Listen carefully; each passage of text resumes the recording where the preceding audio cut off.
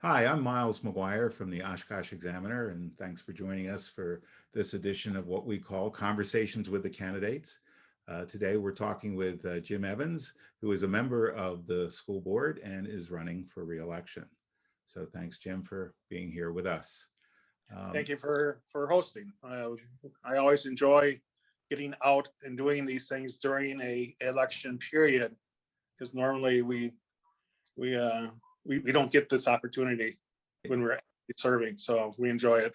Well, let me start with just kind of the basic introductory question, and that is this. How would you be or continue to be an asset for the board? Well, I think first and foremost, it's my experience, and then it's my commitment and my passion for being on the board. I once had a former board member come up to me and she said that she feels that it takes about 5 years for a board member to actually get a feeling for all the things that a board member has to do and what they're faced with. So I had those 5 years in, and I got 1 year of really understanding, really having my hand on the pulse of what can happen in a school district. Yeah. That includes just dealing with everything that happens throughout the school year and the unexpected, which we have certainly had this year, and having to make decisions that you never thought in your life you would be making decisions like the ones we had to make. My commitment, I'm really proud. I just sat down a couple of years ago and I realized that I have not missed one meeting. And I still have that streak going. So for the past 6 years, I have been at every board meeting, every special board meeting, every everything. And as a publicly noted meeting, I have been there. And all the committees that I serve on, I've only missed one. And that was in the first year I was on the board before I even had an iPhone, and I completely just overlooked it. And I felt so guilty. I said to myself, I'm never going to let this happen again. So for every committee meeting we've had in the past 6 years, minus that one, I have been there. And my passion, I grew up in this district. I was educated through the district. I'm proud of it. I'm proud of our teachers. I'm proud of our staff. One of the things that happens when you go to graduation, which hopefully this year we'll be able to go back in person, is they usually have people from alumni from the high school stand up so new graduates can see all the people that had went through that high school before them. And I always felt real proud that when it came to North High, that I could stand up and as a board member, as a graduate of North High, it just makes me so proud. Yeah. Okay. So what do you think are the top three challenges facing the school district right now? I think top three are funding, equity, and staff retention. And funding is kind of the root of it all, and everything else is kind of springing from that. We were a very fiscally conservative district back in 1993 when they put on salary caps, and we got locked in at that. Other districts that were, you can maybe even say, taxing to the limit and getting a lot of money in, got locked in at that level. And we are still locked in as a low spending district. We're still receiving less money now than we were prior to Act 10, adjusted for inflation. So we are constantly up against these districts that have more money. They can offer more in salary. We hire great people, but it almost feels like sometimes we are a farm system for the surrounding districts because we train them, we hire them, we train them, and then in 5 to 10 years they come in with a 10,000 more offer and they leave our district. Equity, we have more poverty in our schools now than ever, and we are more diversified than we were ever. So it's not only being equitable to people that are in need of social and mental health, we also have to be aware of our Black and brown students and have the equity needed for them to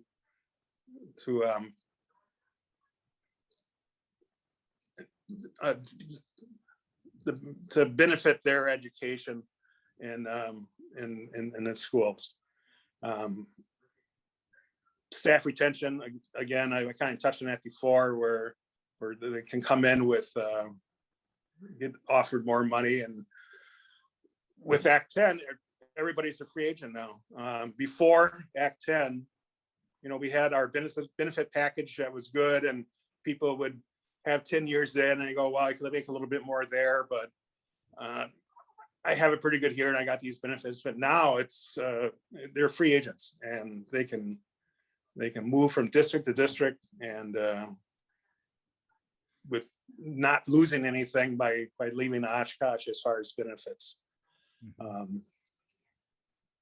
So I think until the state establishes a more fair and equitable way of funding schools, I think we're always going to be in this position of trying to compete against these other school districts that are at a higher spending limit. You just mentioned inequities, and there are a lot of ways that you can interpret that word, but say a little bit more about the inequities that you see in the Oshkosh Public Schools, and specifically things that the district could do to address those inequities. Okay. I'll just go back to our students of color. They make up like about 7% of our school population, and our teaching staff is 97% white. And it proven in studies that if you have a mentor that looks like you, you're going to be doing better. More shared common experiences. Some of the things we're addressing with that is we did form our Equity and Diversity Committee with members of the community involved for this. We just started a Black student union group at North that met with the University Black Student Union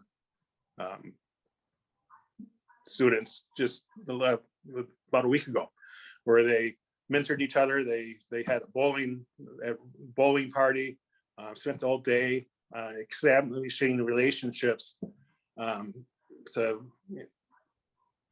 show that there is college is a possibility. And so we know there's some things that are problems, and we're coming up with solutions, and we're trying to work this out more equitably. Okay. Now, the district's vision is to produce students who are college, career, and community ready. And first question is, do you agree with the vision? And would you propose any changes, either to the vision itself or to how the district is working towards that goal? Well, we actually, we rewrote our mission statement and priorities a little, maybe about a year ago. And the official vision of the university now, or of the of our public school system, is to be the leader in education through innovation while focusing on the whole child, which incorporates that college, career, and community ready. So I guess I do agree with that. I guess the things I would have changed is that we did change that for our vision. Actually, if you're not ready for college, you're not ready for career, you're not ready for community, then there's nothing else.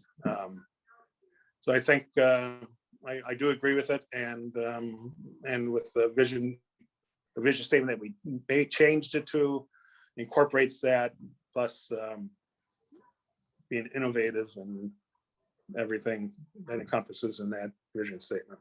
Okay. Um, well, as an incumbent member of the school board, I'm sure you're very familiar with this next question, which is talking about the relationship between central administration and the district school sites. And I'm wondering what your view of that is and how you would address any issues that you see there.